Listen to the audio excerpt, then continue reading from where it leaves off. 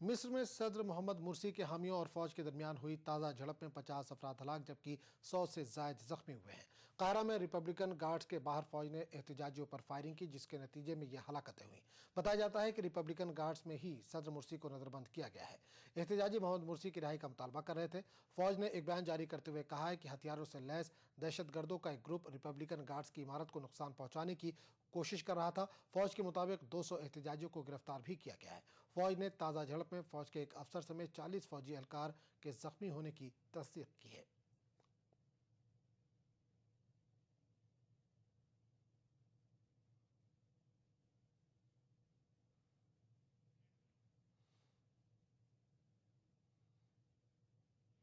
मिस्र में आज नए अबूरी वज़ीर-ए-आज़म के नाम का ऐलान होना है, लेकिन अभी तक भी किसी एक नाम पर इत्तेफाक राय नहीं हो पाया है। अबूरी सदर अदली मंसूर ज़ियाद बहाउद्दीन को वज़ीर-ए-आज़म बनाना चाहते हैं, लेकिन मुर्सी हुकूमत की तायद करने वाली सल्फी अल नूर पार्टी इनकी मुखालफत कर रही है। बहाउद्दीन अलबरदई की पार्टी के रुकन हैं। इससे कबल अलबरदई के भी वज़ीर-ए-आज़म के तौर पर नामजद किए जाने की खबर आई थी, लेकिन सल्फी ने इनकी भी मुखालफत की, जिसके सबब अदली अल मंसूर को अपना कदम वापस खींचना पड़ा। सल्फी अल नूर का कहना है कि अलबरदई के सबब सियासी जमातों में इत्तेफाक नहीं हो पाएगा। सदर मंसूर अलबरदई को अपना नायब बनाने की फिराक में है।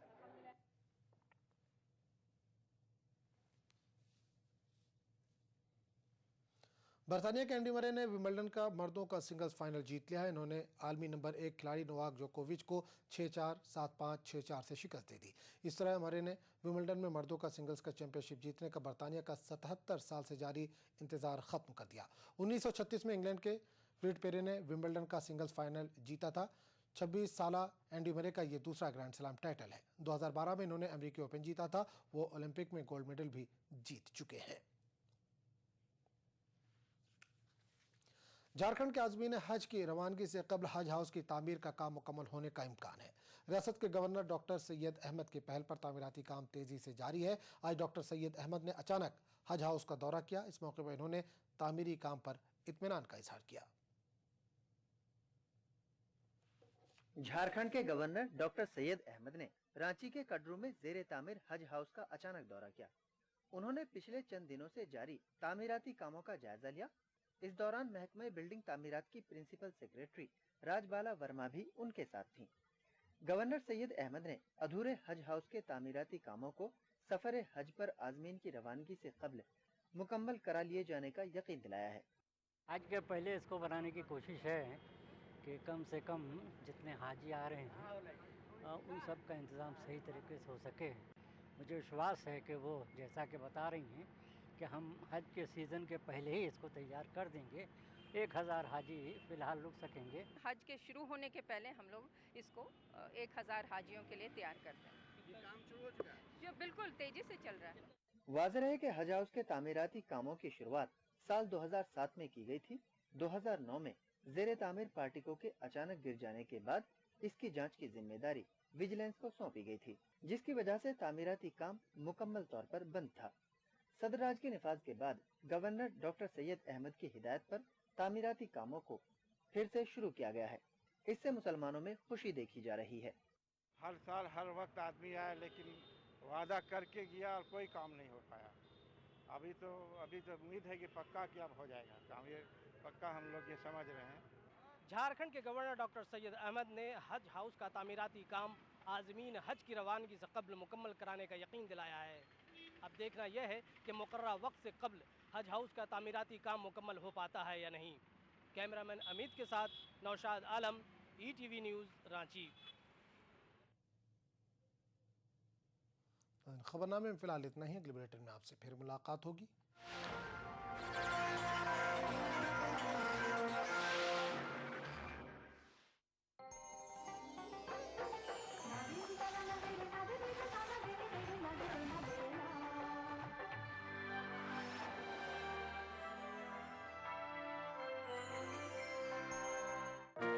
बिछड़ेंगे तो मर जाएंगे हम दोनों, एक डोर में है हमको ये दर बांधे हुए। मैं बाद में इस मुल्क का नक्शा बनाता हूं। मुझे अपनी वफादारी पे कोई शक नहीं होता। मैं खूने दिल मिला देता हूं जब झंडा बनाता हूं। हिंदू और मुस्लिम मुल्क की दो आंखें हैं। अपने मुल्क की तरक्की और खुशहाली का काम हिंदू और मुस्लिम एकता के जरिए किया जा सकता है। मजहब नहीं सिखाता आपस में बैर रखना।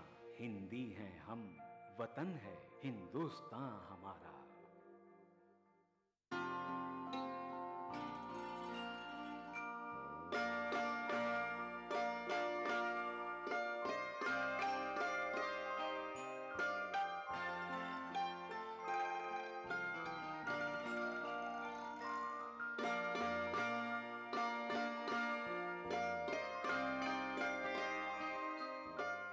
मध्य प्रदेश के राजगढ़ में वाक़ सैयद कुर्बान अली शाह बदख्शानी रहमतुल्लाह अलैह दरगाह पर देखिए खुसूसी पेशकश बुध की रात 8:30 और जुमा 2:30 बजे सिर्फ ETV उर्दू पर।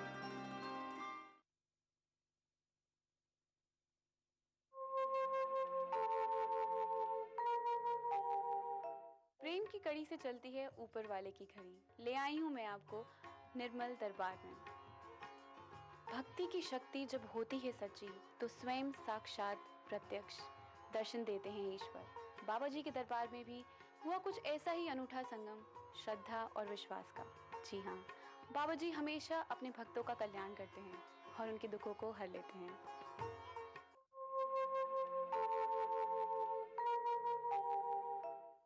बहुत समय से, या ये कहिए जब से ये दरबार चल रहा था, उन शक्तियों से जोड़ा जाता था, क्योंकि शक्तियां तो सर्वव्यापी होती हैं और उनके लिए डिस्टेंस मायने नहीं रखता। हमने और कुछ भी नहीं किया, बस उसी कृपा का एहसास कराया जिस शक्ति को आप मानते हो कि वो सब कुछ देने के लिए तैयार होती हैं। जब आदमी चूकता है तो वो कमी आती है। हर कोई जानता है कि ये इस दरबार में ही अंधविश्वास तोड़ा जाता है, क्योंकि यहाँ उन शक्तियों से जोड़ा जाता है। और दरबार 16 साल से चल रहा है। उन्होंने एक एक पल महसूस किया है इस दरबार में क्या सच्चाई है। हम कहते हैं कि जिस शक्ति को मानते हो, जहां रहते हो वही मानो, लेकिन हमने जोड़ा जरूर है। जो भूले हुए थे कि माता के नहीं गए, साईं बाबा के नहीं गए, या और कर्म की कुछ गलतियां थी, किसी को कोई गारंटियां नहीं देगी, किसी को कोई सामान नहीं दिया गया, लेकिन फिर भी उनके काम बनने शुरू हो गए, क्योंकि वो कृपा उनके साथ जुड़ गई। उन्होंने वो फॉलो करना शुरू किया, जो कि वो कृपा जाने लगी। वास्तव में जितने भी काम बनते हैं, जो कुछ भी होता है, वो उन शक्तियों द्वारा किया जाता है। और उसी चीज का हमने राह दिखाया। जो डरा के रखा हुआ था, जो आदमी सोचते थे कि क्या हो जाएगा, क्योंकि ऐसा यहाँ कुछ ना होने के बाद भी वो सारा एक ऐसा पवित्र रास्ता मिला जो कि उनके लिए नहीं, आने वाली जनरेशन्स के लिए भी काम करता रहेगा। तो वो कृपा जो है, वो वही शक्तियां हैं, वही सब कुछ है। हमने कुछ और नहीं किया। वो उनके घर में सजाई हुई थी, उनके मंदिर में थी, उन्हीं को मानते थे। हमने सिर्फ उनसे जहां भटके हुए थे, जो कमियां थी, उनको बताया, पॉइंट आउट किया। तो वो कर्म की भी हो सकती हैं। तो वो जब ठीक होने लगे तो वो काम बनने लगे।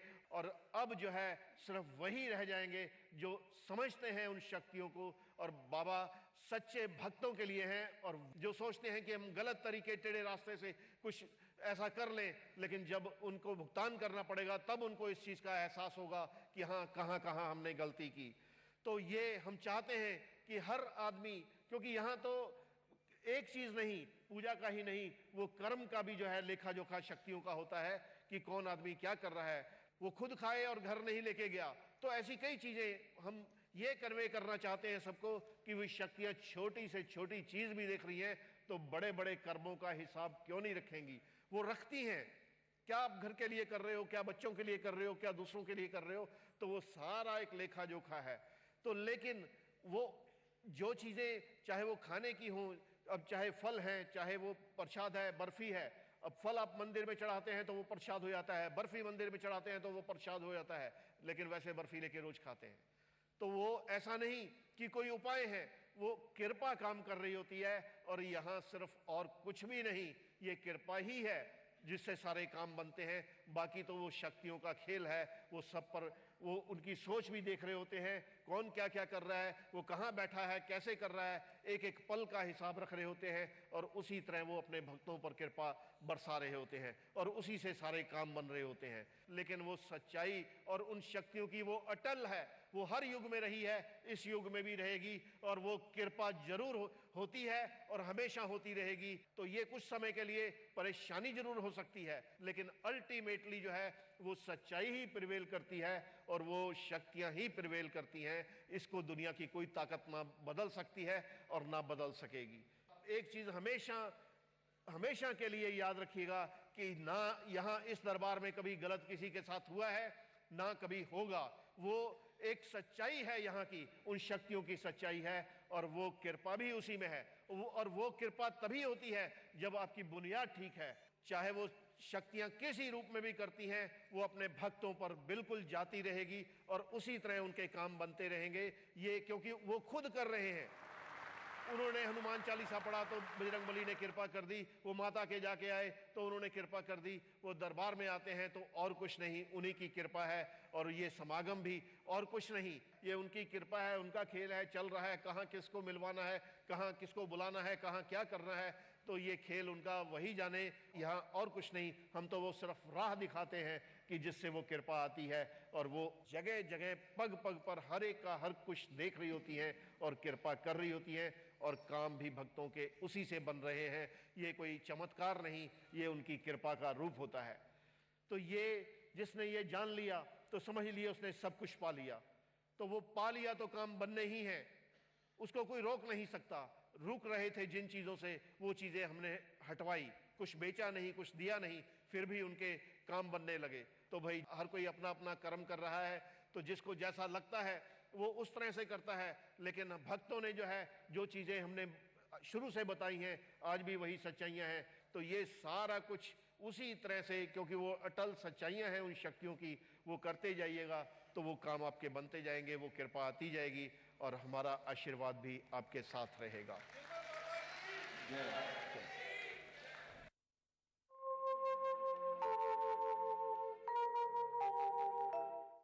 बाबा जी के चरणों में कोट कोट प्रणाम। मैं ब्रिजमान सिंह गाजियाबाद से आया हूँ। भाई ये बताओ कि ये टोपी और बंडी कौन पहनते थे? हमारे पापा जी पहनते हैं सर, अभी छोड़ दिया उन्होंने 4-5 सालों से। 4-5 सालों से छोड़ दिया है? जी जी जी। वो ऐसे ही रखी हुई है? हाँ ऐसे रखा हुआ है। किस कारण से छोड़ा है? एक्चुअली बाबा जी 2-3 बार उनकी टोपी गायब हो गई तो वो कहे अब हम पहनेंगे ही नहीं। वो पहनना शुरू कर दें तो फिर कृपा आ जाएगी। टोपी कभी कभी पहन लिया कर। ठीक है बाबा जी, आपके बाबा जी आपके चरणों में नमन। भाई कहाँ से आप आए? बाबा जी यूपी सोनभद्र से आए हैं, राजेश कुमार दुबे। एक चीज बताइए कि आपने माता की चुन्नी कब चढ़ाई? अभी गए थे वैष्णो देवी बाबा जी, 2 महीना पहले। बहुत मंजूर हो रही है, माता की कृपा आ रही है, साल में एक बार चढ़ा दिया कीजिए। बाबा जी का चरणों में कोटि कोटि प्रणाम। आप कहाँ से आए? मैं मोतीबाग दिल्ली से। केले इतने क्यों आ रहे हैं, ये बताइए कि केले कब खाए आपने? केले हर रोज खाता हूँ। हर रोज? कितने खाते हैं? क्योंकि मिसेस को केले बहुत पसंद है। कितने केले खाते हैं रोज? 1 या 2। आधा केला खाया? तोड़ के कब खाया? कल ईस्टरडे। तो पूरा क्यों नहीं खाया कल? वो खराब हो जाता है केला। खराब हो गया था। अब खराब वाला मत खाया करो, अच्छा पूरा खा लिया करो और 1 दर्जन गरीबों में भी बांट देना। बाबा जी के चरणों में कोटि कोटि प्रणाम। भाई कहाँ से आप आए? हरिद्वार से। ये गंगा स्नान कब किया भाई? बाबा जी अक्सर ही करते हैं हफ्ते में। लास्ट कब किया था? पिछले हफ्ते किया था। क्योंकि गंगा जी की कृपा आ रही है और चरणामत की तरह लिया गंगा जल। नहाने से पहले ले लेते हैं। नहाने से पहले? हाँ जी। बाद में नहीं लेते? अब इस बार नहा धो के ले लेना। ठीक है बाबा जी, कोटि कोटि प्रणाम। बाबा जी के चरणों में कोटि कोटि वंदन। भाई कहाँ से आप आए? मैं शादरा दिल्ली से आया हूँ। ये तली हुई चीज़ें आपको डाइजेस्ट हो जाती हैं? तली हुई चीज़ें कम खाता हूँ बाबा जी। लास्ट कब खाया था? लास्ट तो बाबा जी 15-20 दिन हो गए होंगे। खासकर समोसे कहाँ देखे आपने? समोसा तो बाबा जी परसों खाया था मैंने। तो अभी हमने पूछा, बोलते हो कि 15 दिन पहले खाए। समोसा तला नहीं होता है? तला होता। और बाबूजी ने 2 समोसे मंगवा दे बाबा जी, उसमें से एक मैंने खा लिया था। बाबूजी का हिस्सा भी खा लिया, तला हुआ भी खा लिया। अब ऐसा है कि उनको एक खिला भी देना और 5-7 गरीबों में भी बांट देना। बाबा जी को कोटि कोटि नमन। कहाँ से आप आए? रांची से। ये थोड़ी फ्रेंच कट दाढ़ी क्यों आ रही है भाई? देखी कहाँ? देखे हैं मैंने, हमारे एक मित्र थे वो रखते थे तो उनको देखे थे। क्या सलाह दिए थे उनको? सलाह कुछ नहीं दिए थे, लेकिन मैंने थोड़ा हल्की कमेंट दिमाग में आई थी, सलाह नहीं दिए थे। ऐसा है कि कमेंट वेंट नहीं करना उस पर जी है? खुद नहीं रखनी है बात अलग है, लेकिन किसी ने रखी हो तो उस पर कमेंट नहीं करना है। पापा जी को कोटि कोटि प्रणाम। आशीर्वाद। हाँ जी, कहाँ से आप आए? MP खंडवा से बाबा जी।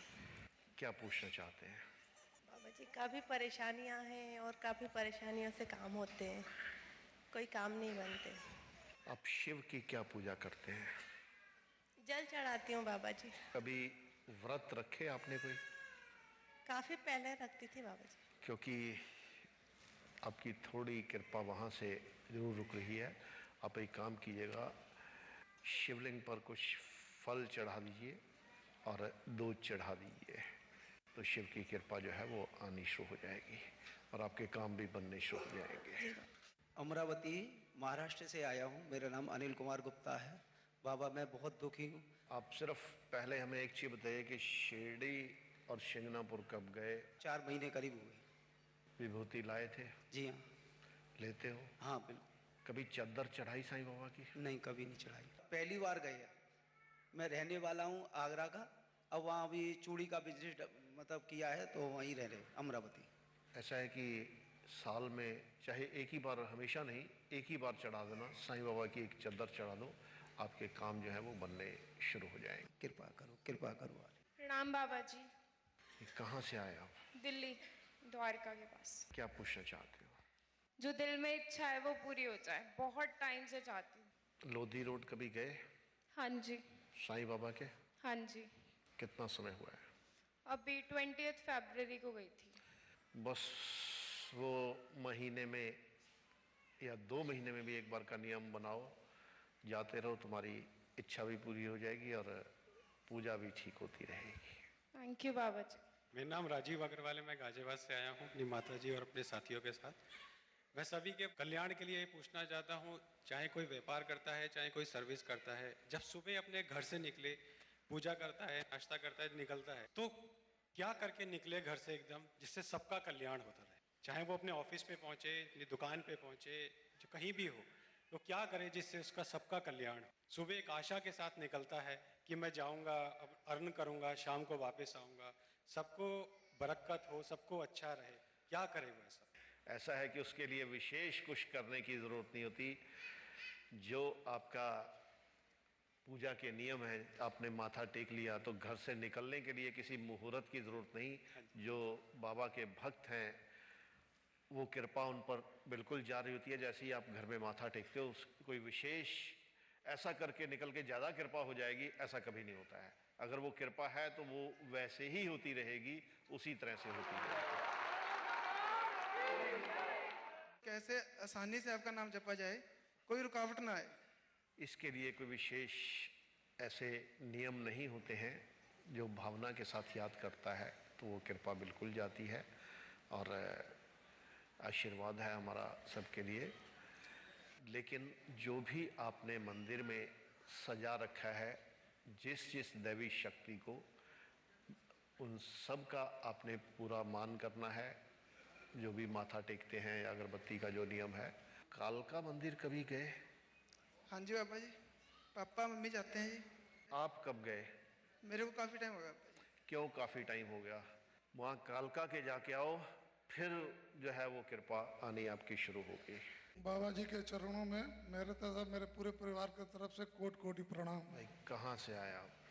मैं मध्य प्रदेश के उमरिया जिले से आया हूँ। कभी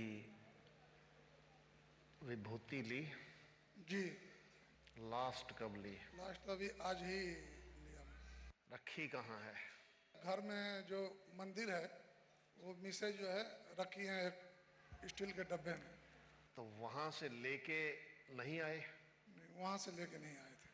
अब जब लो विभूति तो अपनी विभूति साथ थोड़ी सी पुड़िया बना लिया करो, वो लोगे तो कृपा ज्यादा आती रहेगी। निर्मल बाबा के चरणों में कोटि भाई, कोटि कहाँ से आप आए? झारखंड बोकारो से।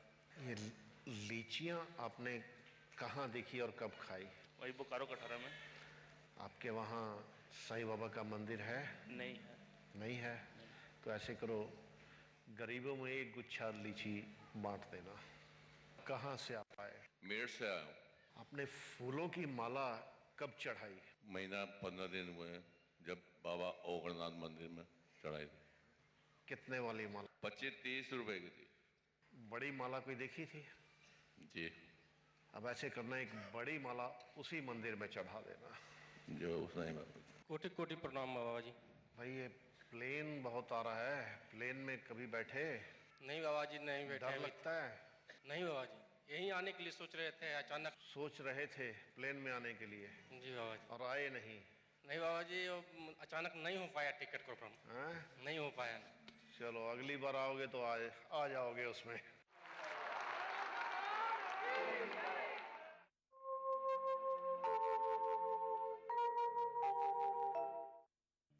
यंत्र चले ना तंत्र मंत्र, ना रहे दुखों का घेरा, भाग्य उदय हो जाएगा जब हो निर्मल बाबा आशीर्वाद तेरा। अगले समागम 2 सितंबर सोमवार को 45th समागम दिल्ली में, 3 सितंबर मंगलवार को 46th समागम दिल्ली में होने जा रहे हैं। सीट्स की ओवर बुकिंग होने के कारण 2 सितंबर दिल्ली 45th समागम, 3 सितंबर दिल्ली 46th समागम की बुकिंग बंद कर दी गई है। समागम में ओरिजिनल फोटो आईडी लाना अनिवार्य है। समागम की लेटेस्ट जानकारी के लिए और अपना पास नंबर जानने के लिए आप हमारी वेबसाइट www.nirmalbaba.com पर लॉगिन कर सकते हैं, या आप हमें फोन भी कर सकते हैं। हमारा फोन नंबर है 011-407-66400।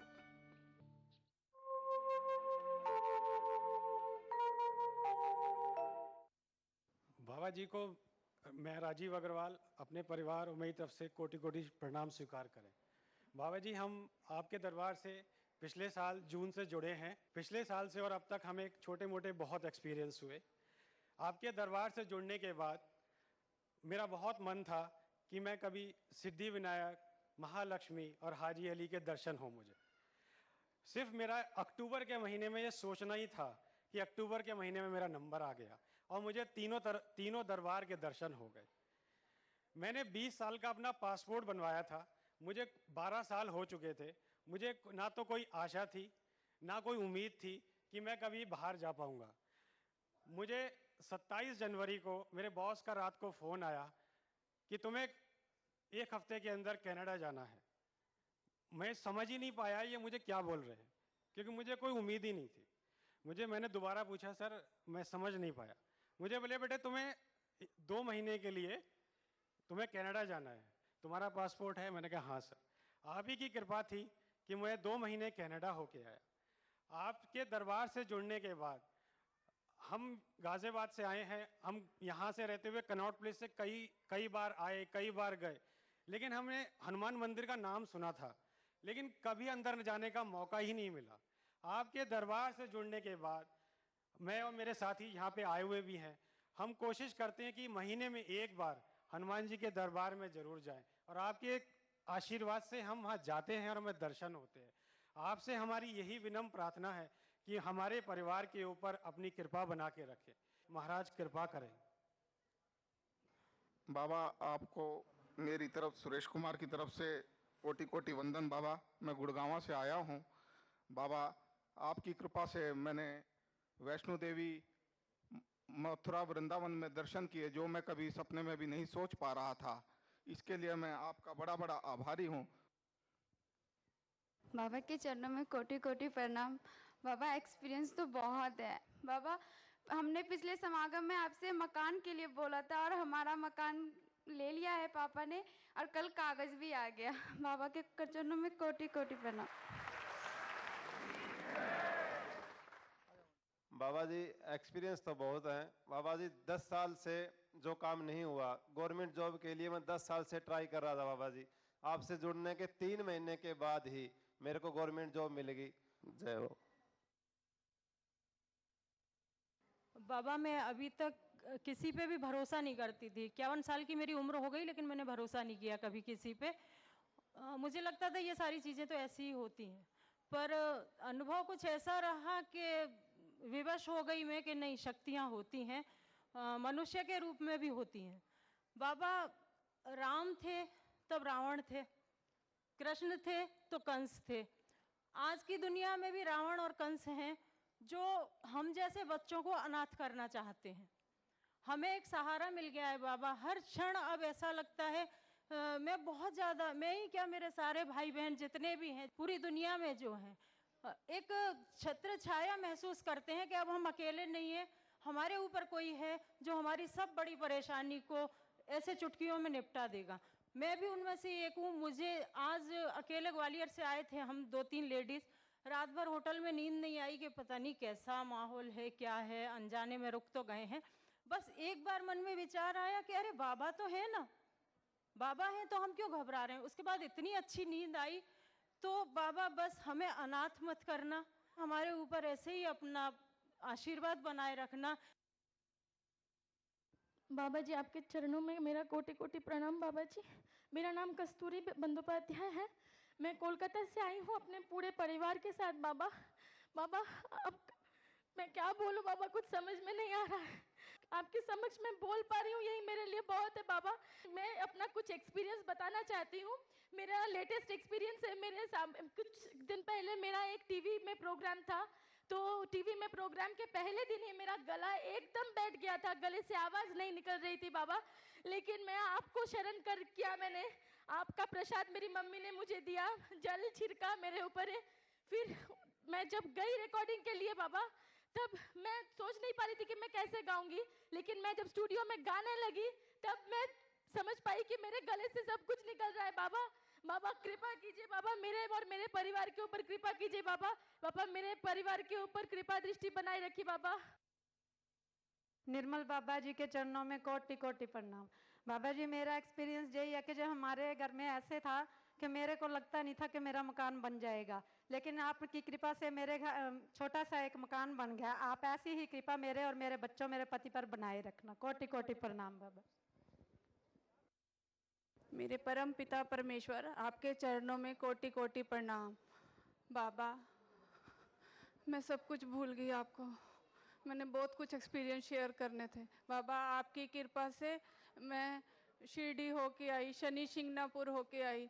बाबा हमारा एक प्रोजेक्ट था, अड़ा हुआ था बाबा, वो 1 साल से सेल नहीं हो रहा था। समागम से 1 दिन पहले वो सेल हो गया बाबा, आपकी पूरी कृपा है। बाबा मैंने अपना बिजनेस भी शुरू कर दिया है, अपनी कृपा बनाए रखना मेरे पति पर, मेरे बेटे पर, कृपा करो कृपा करो। बाबा के चरणों में कोटि कोटि प्रणाम। मेरा यही बहुत बड़ा एक्सपीरियंस है कि आज हम आपके सामने आमने सामने हैं। मैं जब आपका प्रोग्राम मैंने मार्च 2011 से देखना चालू किया था, तब मैंने आपसे विश मांगी थी कि मुझे कोई अच्छी जॉब दिलवाएं। ऑलरेडी मैं जॉब कर रहा था, मेरे पास 3 ऑफर थे आपके प्रोग्राम देखने के बाद। तब मेरे में इतना आप पे विश्वास हुआ, मैं चूज करने लायक हो गया नौकरी। बाबा जी मत्था टेक जी। बाबा जी मैं ਪਹਿਲਾਂ CRP ਭਰਤੀ ਦੇਖਣ ਗਿਆ ਸੀਗਾ ਜੀ ਬਾਬਾ ਜੀ। ਉੱਥੇ ਮੇਰਾ ਨਾ ਫਿਜ਼ੀਕਲ ਵੀ ਤੁਹਾਡੀ ਕਿਰਪਾ ਨਾਲ ਪੂਰਾ ਹੋ ਗਿਆ ਜੀ, ਤੇ ਟੈਸਟ ਵੀ ਵਿੱਚ ਵੀ ਤੁਹਾਡਾ ਨਾਂ ਲਿਆ। ਤਾਂ ਮੈਨੂੰ 2 ਟੀਚਰਾਂ ਨੇ ਆਪੂ ਟੈਸਟ ਕਰਾ ਦਿੱਤਾ ਜੀ, ਤੇ ਮੈਂ ਇਕੱਲਾ ਜੀ ਆਪਣੇ ਨਾ ਏਰੀਏ 'ਚੋਂ ਪਾਸ ਹੋਇਆ ਜੀ। ਬਾਬਾ ਜੀ 21 ਤਰੀਕ ਨੂੰ ਮੇਰਾ ਮੈਡੀਕਲ ਆ ਬਾਬਾ ਜੀ, ਉਹ ਵੀ ਤੁਹਾਡੀ ਕਿਰਪਾ ਨਾਲ ਹੋ ਜਾਵੇ, ਤੇ ਮੇਰੇ ਭਰਾ ਦਾ ਵੀ ਬਾਬਾ ਜੀ ਨੌਕਰੀ ਲੱਗ ਜਾਵੇ ਬਾਬਾ जी। निर्मल बाबा को हमारे परिवार की तरफ से कोट कोट प्रणाम। मैं गाजियाबाद से आया हूँ। बाबा जी पिछले 7-8 महीने से हमारी पत्नी ने हमको दिसंबर में बताया था कि हम नवंबर से देख रहे हैं, बाबा का आप ध्यान करो, आपके जो भी आप इतना परेशानी में रहते हो आपका ठीक हो जाएगा।